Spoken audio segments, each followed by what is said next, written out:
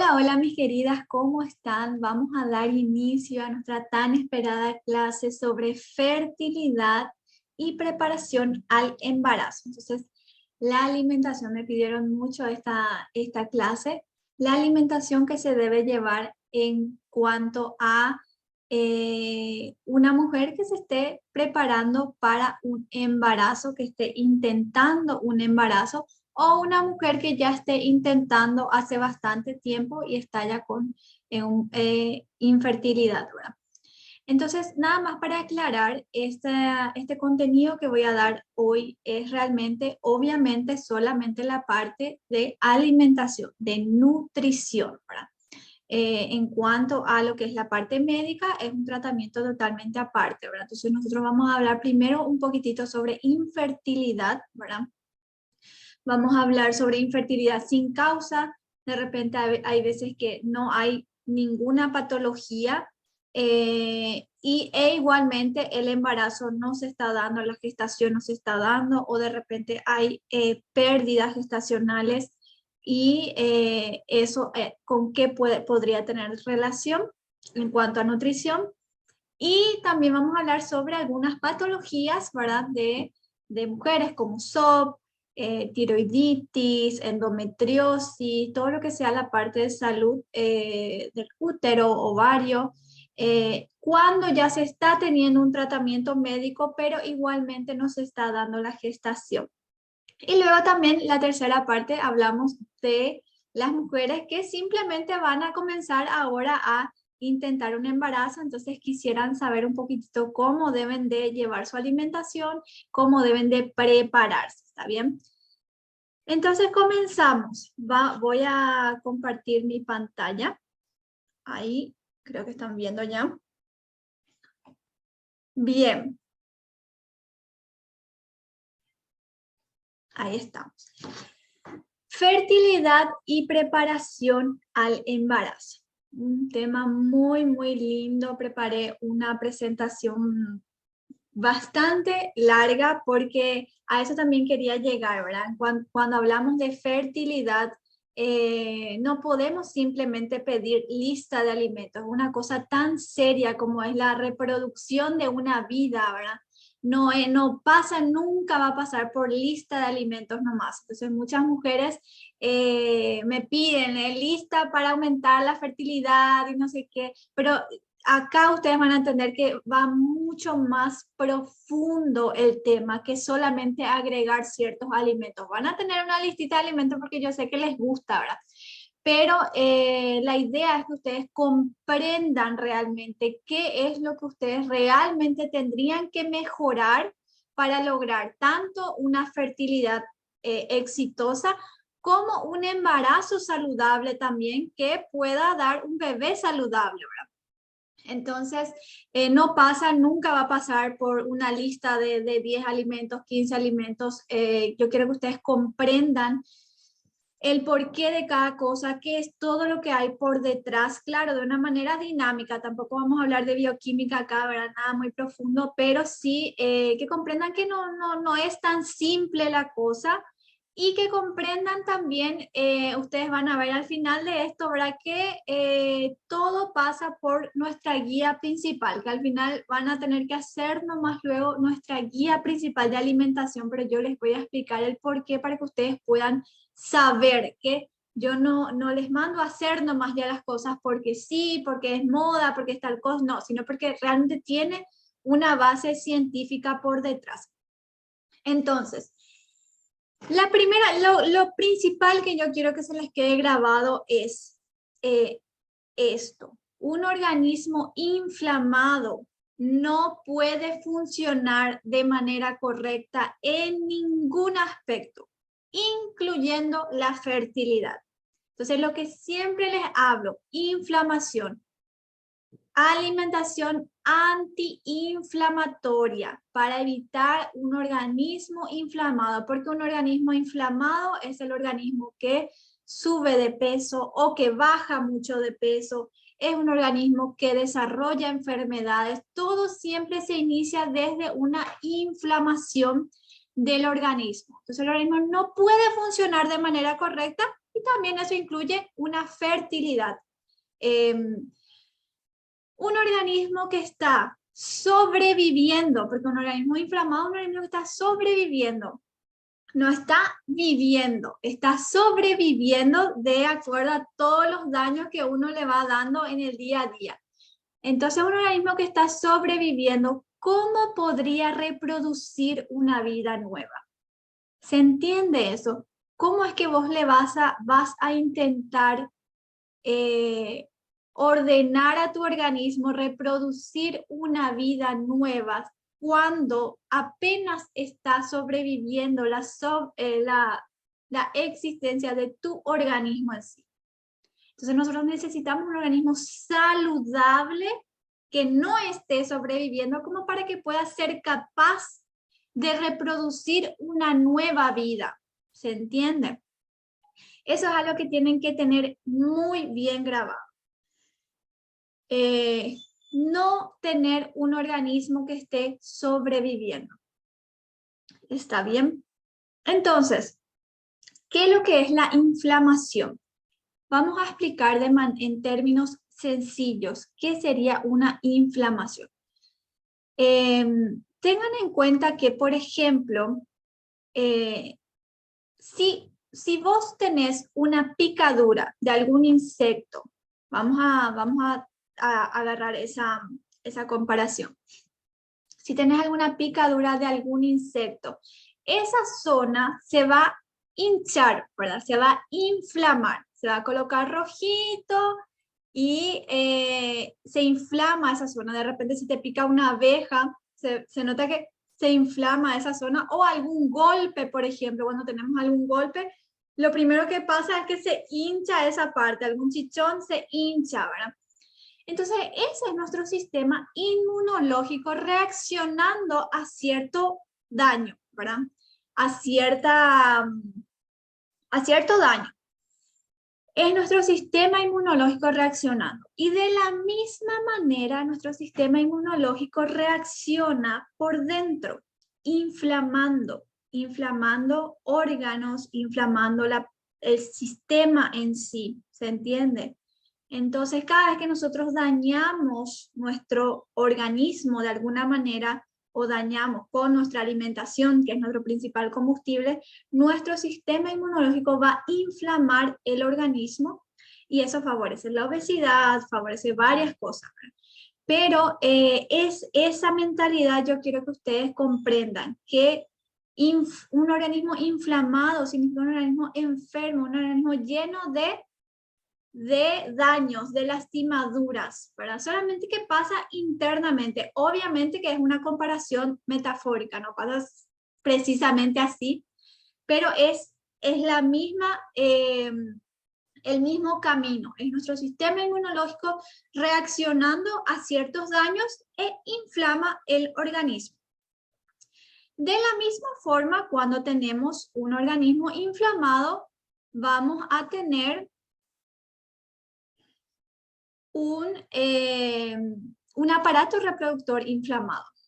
Entonces, si tenemos un organismo inflamado, vamos a tener también todo nuestro aparato reproductor con daños. Todo esto, esta parte es un aparato reproductor saludable y esta parte un aparato reproductor inflamado. Entonces ahí tenemos la trompa inflamada, el ovario, los ovarios, de repente ovarios no saludables, el útero, de repente ya tenemos endometriosis, ¿verdad? Toda esta parte. Entonces de ahí vienen las enfermedades. Algunas patologías vienen de un proceso inflamatorio, como es el caso de endometriosis, ¿verdad?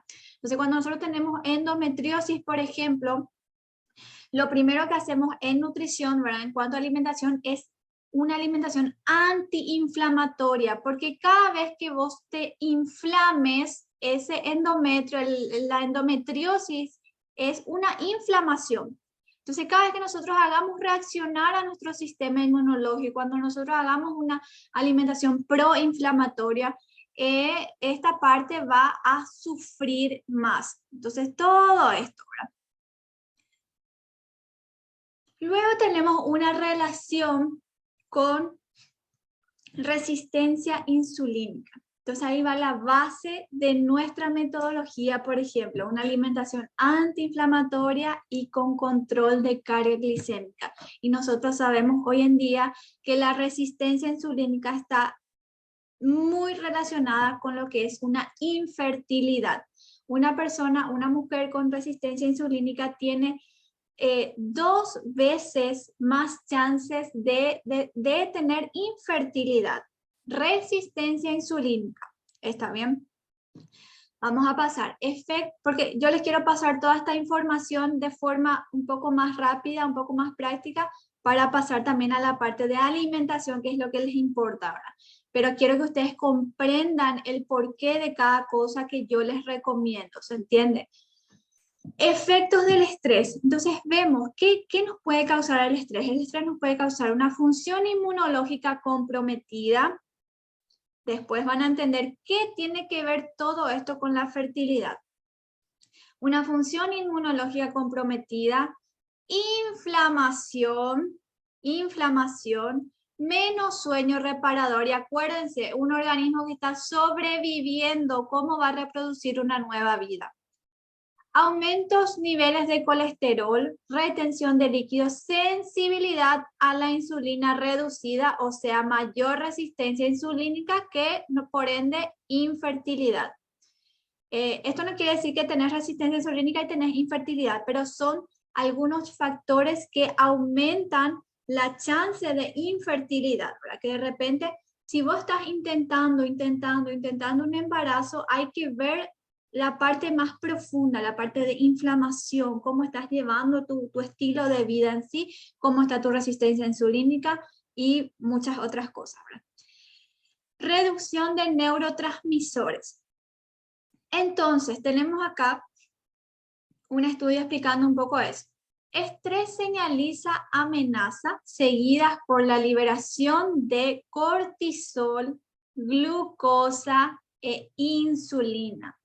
La liberación de cortisol aumenta la insulina y un cortisol crónicamente elevado debido al estrés. Entonces, estrés es un punto primordial también a regular cuando se está buscando un embarazo. Estrés es algo así, 50% es estrés. Entonces, aumenta la resistencia insulínica, aumentando las chances también de infertilidad, y una resistencia a la insulina por inflamación también puede haber. O sea, primero está inflamación sistémica por una alimentación proinflamatoria, por un estilo de vida proinflamatorio, y luego ya viene resistencia a la insulina. Inflamación aumenta la actividad de la aromatasa. La aromatasa es una enzima que afecta muchísimo también la fertilidad. Entonces, nada más para que vayan comprendiendo cómo todo está relacionado. La resistencia insulínica, el cortisol elevado por mucho estrés, por poco sueño, el sistema inmunológico, inflamación e infertilidad. Hablamos un poquitito sobre la tiroides. Entonces, mujeres con infertilidad, tener TSH por arriba de 2 fue asociado a una mayor prevalencia de resistencia insulínica nuevamente. ¿Por qué les traigo esto? Porque en los parámetros, cuando uno mide el perfil tiroideo, generalmente está la TSH, su parámetro de 0,4 hasta 5 más o menos. Entonces, como que siempre está... Muy raras veces está por encima o por debajo de eso, ¿verdad? Cuando lo ideal es que la TSH no pase de 2, por más de que en la referencia está hasta 5. Lo ideal es que no pase de 2, mucho más cuando estamos hablando sobre fertilidad de la mujer, porque sabemos que para lograr una fertilidad tiene que estar bien la parte hormonal, ¿verdad? La parte hormonal nosotros no vamos a entrar porque no es área de nutrición, pero sí vamos a hablar sobre esta TSH que es muy importante regular antes del embarazo. Mujeres que deseen embarazarse es recomendable mantener antes del embarazo la TSH por debajo de 2. ¿Por qué? Estudios demostrando pérdidas gestacionales con una TSH mayor a 2,5. Entonces, con una TSH menor a 2,5, nosotros tenemos un porcentaje de pérdidas gestacionales de 3,6, y con una TSH de 2,5 a 5 tenemos un porcentaje de pérdidas gestacionales de 6,1, o sea, el doble de chances de pérdida gestacional. Pero acá no estamos hablando solamente de concebir un bebé, sino que realmente de que el embarazo se lleve a cabo, ¿verdad? Que van de la mano con realizar un embarazo saludable, ¿verdad? Entonces, la TSH también, la parte hormonal, es importante de regular antes del embarazo, ¿sí? Relación SOP y tiroiditis de Hashimoto. Ay, Nutri, yo tengo SOP, tengo tiroiditis. ¿Cómo voy a llevar mi alimentación? Hay veces que me preguntan cómo voy a combinar mi alimentación de SOP con tiroiditis, con hipotiroidismo, y es la misma alimentación para los dos y es la misma alimentación para fertilidad también. Entonces, esa duda nunca entiendo, ¿verdad? Porque parece que con tiroides tienen que comer blanco y con SOP negro, y no es así, son los dos tienen una misma fuente que es el intestino, y es por eso que esta metodología está justamente con fuente salud intestinal, y de ahí viene SOP, de ahí viene tiroiditis, de ahí viene hipotiroidismo, de ahí viene infertilidad, de ahí viene endometriosis, todos tienen su base en el intestino. Acá vamos a entender un poco mejor. Entonces, relación de SOP con tiroiditis y Hashimoto. Hay muchas mujeres que están con SOP y con tiroiditis, o primero tiroiditis y luego SOP. En SOP, por ejemplo, existe hiperandrogenismo, y ese hiperandrogenismo, ese exceso de estrógenos, tiene una actividad excitatoria al sistema inmunológico. Entonces, es por eso que una mujer de repente puede desarrollar SOP, que puede tener su base en resistencia insulínica, desarrolla SOP y luego desarrolla tiroiditis, o viceversa, por la relación que existe con el sistema inmunológico. Y nosotros sabemos que tiroiditis de Hashimoto es una enfermedad autoinmune en la cual el sistema inmunológico comienza a atacar la tiroides, ¿no? Entonces, esa para que tengan en cuenta nada más. Luego hablamos un poco sobre endometriosis. Entonces, como les estuve explicando, la endometriosis es una enfermedad inflamatoria, ¿verdad?, del endometrio. Entonces, cada vez que nuestro sistema inmunológico reaccione o inflame el organismo, los síntomas van a ser más fuertes. Y hace poco me estuvieron preguntando si realmente la endometriosis tiene relación con la alimentación. No es posible curar una endometriosis con la alimentación, pero sí tenés que tener en cuenta que si llevas una alimentación proinflamatoria y no antiinflamatoria, ciertamente los síntomas de esa endometriosis van a ser mucho más fuertes. Y eso es algo que yo veo en consultorio con mis pacientes. Muchísima mejoría con una alimentación antiinflamatoria. ¿Está bien? Nutri, ¿qué es alimentación antiinflamatoria? Tienen el material sobre alimentación antiinflamatoria, y la guía alimentaria del método Reaprendiendo a Comer es una guía de alimentación antiinflamatoria con control de carga glicémica. Entonces, viendo los módulos, uno puede entender que nuestra guía principal es justamente antiinflamatorio y control de carga glicémica, ¿sí? Algunos condimentos, les traje algunos datos nada más sueltos, algunos condimentos antiinflamatorios. La cúrcuma es bastante buena en cuanto a endometriosis, entonces una cucharadita todos los días parece ayudar en la inflamación. La cúrcuma se puede usar en el arroz, en el pollo, en las carnes, para condimentar las sopas, etc. Epigalocatequina 3-galato, principio activo del té verde, parece estar muy asociado a mejorar inflamación, específicamente en endometriosis. Entonces, el té verde, la cúrcuma son dos alimentos antiinflamatorios muy buenos para utilizar en endometriosis. Luego de la ovulación, para una mujer que esté buscando un embarazo, si vos ya estás intentando un embarazo, a partir de después de la ovulación, que sería a partir de la segunda mitad de tu ciclo menstrual, ya es mejor empezar a disminuir las dosis, las cantidades de estos antiinflamatorios, por si ya se haya dado algún embarazo. Alguna concepción. Homocisteína e infertilidad. Entonces, la homocisteína es un aminoácido que está asociado al ciclo del folato, transformación de ácido folato de la forma inactiva a la forma activa, que es algo que necesitamos, esa transformación en cuanto a una fertilidad. El uso de colina también es importante, tienden a mejorar esa transformación. Entonces, colina encontramos en los huevos. Los huevos, vamos a hablar también después de los huevos, son un alimento muy bueno también para la fertilidad y para el embarazo, para la parte cerebral del bebé.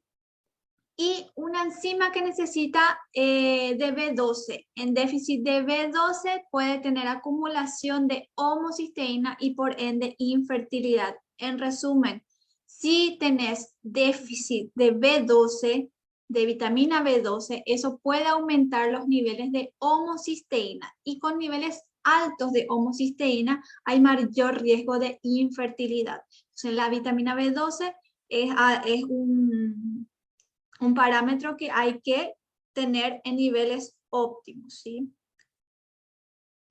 Glutatión, un importante antioxidante para el ovario, para la salud ovariana, donde el aminoácido limitante es la cisteína.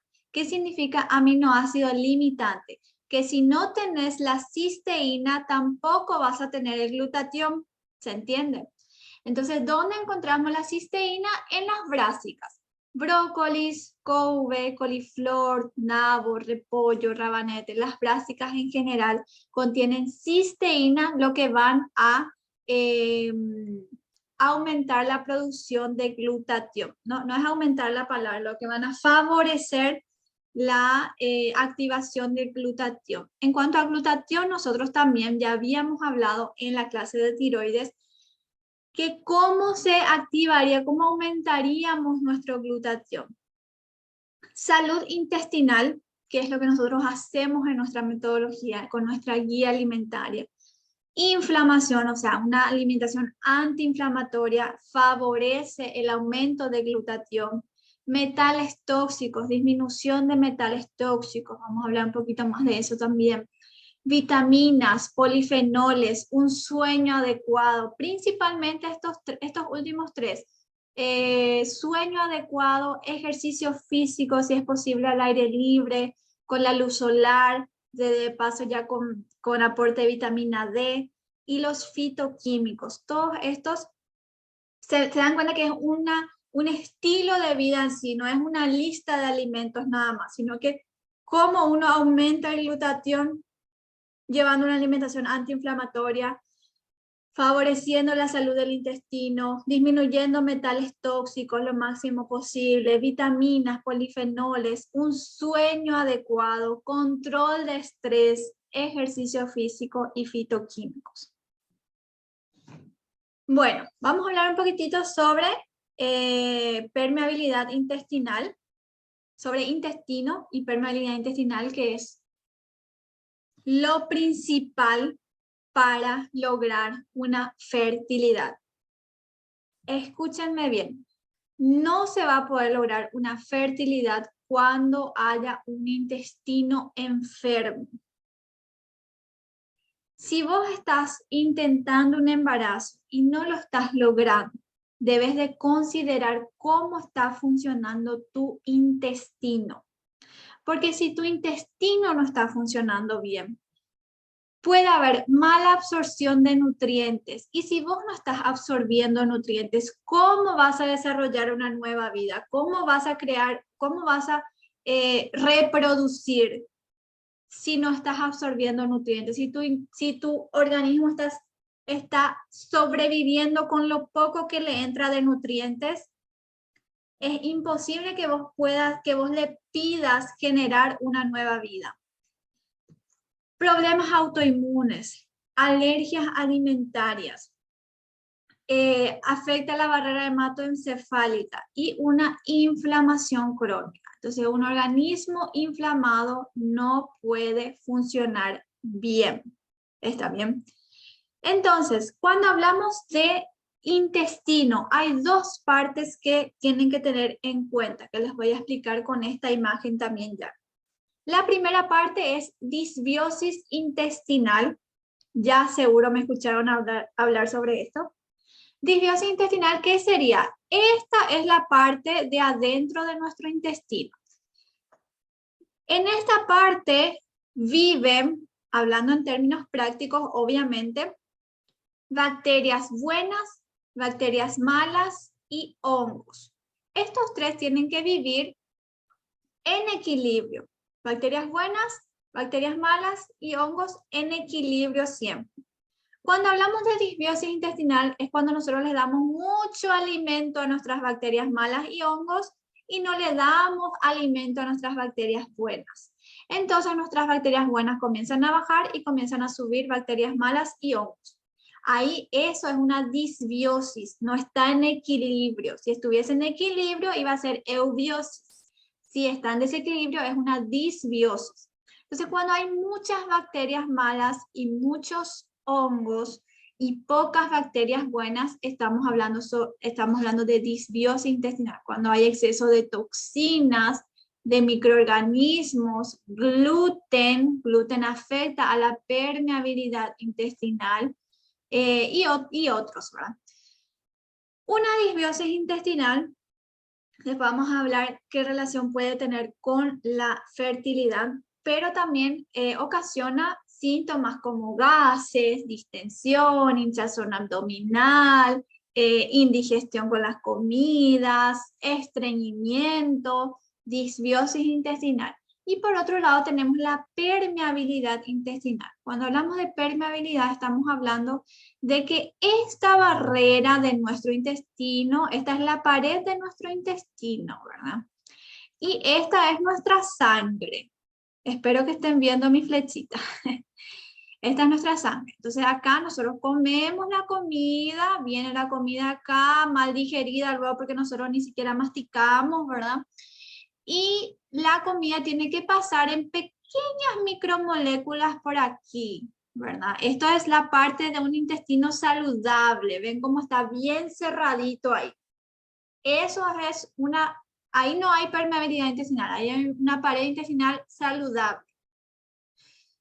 Entonces la comida pasa bien chiquitito acá y no produce nada. Pero cuando nosotros tenemos una disbiosis intestinal, nosotros dañamos la pared de nuestro intestino. Entonces esto comienza a tener agujeritos y a eso se le llama permeabilidad intestinal. Y por esos agujeritos van pasando las toxinas, van pasando las bacterias, van pasando las macromoléculas de comida sin digerir, los microorganismos, va pasando todo a la sangre, lo que no tenía que haber pasado.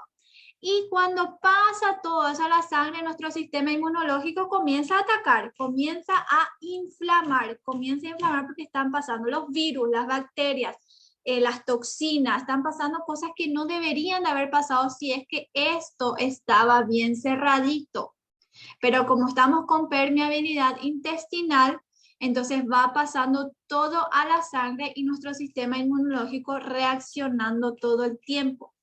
Ahí si tenés endometriosis ya era, porque ya comienza a inflamar todo donde hay daños en el organismo comienzan a inflamar. Si tenés tiroiditis de Hashimoto, eso comienza a afectar directamente a tu tiroides. Y eso, entonces eso es lo que nosotros tenemos que evitar para evitar un organismo inflamado. Porque si todo el tiempo están pasando estas toxinas y excesos, ¿verdad? De toxinas, de microorganismos, hay permeabilidad intestinal, hay daño en el intestino, hay disbiosis, nosotros estamos con un organismo enfermo. Un organismo enfermo no puede, no consigue reproducir. Y si consigue reproducir, no consigue llevar el embarazo. No hay una... se me fue la palabra, pero no consigue encajar en la concepción ahí, ¿se entiende? O de repente nuestro sistema inmunológico mismo no reconoce la concepción. Entonces ahí hay abortos. La disbiosis intestinal es un gran causante de la beta-glicuronidasa, la enzima que realiza esa desconfiguración de estrógenos en el lumen intestinal y así causando una mayor carga de estrógenos para el hospedero. No hace falta que ustedes entiendan perfectamente esto. Lo único que ustedes necesitan entender es actuar sobre la disbiosis intestinal si queremos una regulación del metabolismo de estrógeno, principalmente mujeres con SOP. Lo único que ustedes tienen que entender acá es que disbiosis intestinal causa beta-glicuronidasa, que es una enzima que causa mayor carga de estrógenos en una persona que ya tiene sobrecarga de estrógenos. Entonces acá tenemos una imagencita, nomás les traje acá para que sepan que esto no es algo inventado, que esto realmente tiene base científica, que no, todo lo que yo les doy, gente, yo les creé la guía alimentaria que a mi parecer, ¿verdad? Está todo ya práctico, sencillo, organizado, todo tuvo una base científica, no es que yo nomás ya decidí darles 2 veces a la semana batidos y 2 veces a la semana sin proteína animal y tal cosa a la semana y frecuencia y cantidad, no, todo lo que yo les coloqué es por algo, ¿se entiende? Para intentar evitar una inflamación, para que sea una alimentación antiinflamatoria, para que evitar una disbiosis intestinal. Cuando les digo no exageren con lácteos, es para evitar una resistencia insulínica, una fluctuación de insulina. Todo tiene un porqué, ¿se entiende? Entonces yo nada más les traje acá la información para que ustedes sepan, ¿verdad? Que todo salió de alguna parte. Entonces, bien, tenemos la beta-glucuronidasa, luego pasa al intestino y acá es donde comienza a generar mayor carga de estrógeno y ahí por ende tenemos endometriosis, cáncer del ovario, síndrome de ovario poliquístico, cáncer de mama, cáncer del endometrio, hiperplasia endometrial, varias enfermedades provenientes de una mayor carga de estrógenos. Bueno, ¿y cuáles son los principales causadores de disbiosis intestinal? Entonces, tenemos como principales causadores, voy a...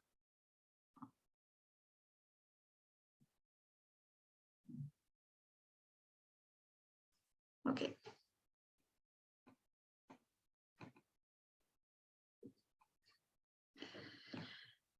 Ya más de una vez les comenté los principales causadores de disbiosis: industrializados, exceso de azúcar, exceso de edulcorantes, y ya sé que van a ver, edulcorantes naturales igual, stevia igual, todos los edulcorantes causan igualmente disbiosis intestinal.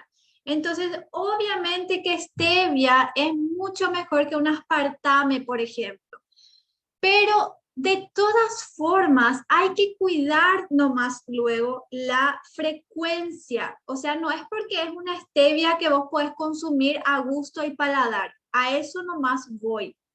Un edulcorante mejor es la stevia, pero aunque fuese stevia, igual va a causar disbiosis intestinal si exageras en su consumo. La misma cosa que el azúcar.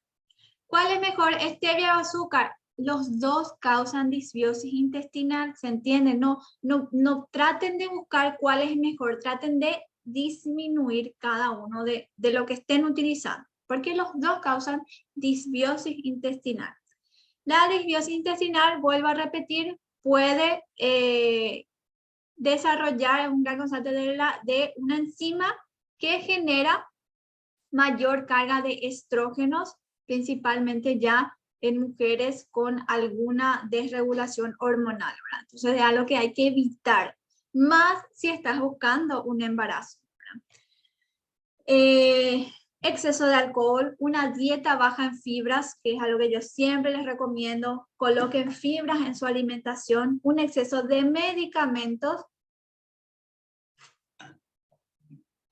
estrés agudo, crónico y mala digestión. Entonces son algunos de los principales, ¿verdad?, causadores de disbiosis intestinal. Masticar bien las comidas, siempre les digo, mastiquen bien las comidas para mejorar una digestión, para evitar una disbiosis intestinal, ¿sí? Y tenemos algunos síntomas de supercrecimiento fúngico. Entonces, ¿cómo más o menos yo voy a saber si mi intestino, qué tal, cómo está mi intestino, ¿verdad?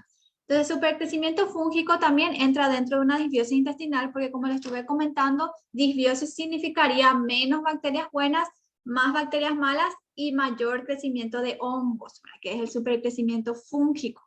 Entonces, ahí podemos tener síntomas como cansancio, compulsión de dulces, alteración de humor, ansiedad, agitación, depresión, flatulencias, distensión abdominal, erupciones, caspas, dermatitis, hipoglicemia, TPM, endometriosis, zumbido en el oído, candidiasis, está muy relacionado con disbiosis intestinal, y micosis en la uña del pie es un síntoma característico de supercrecimiento fúngico.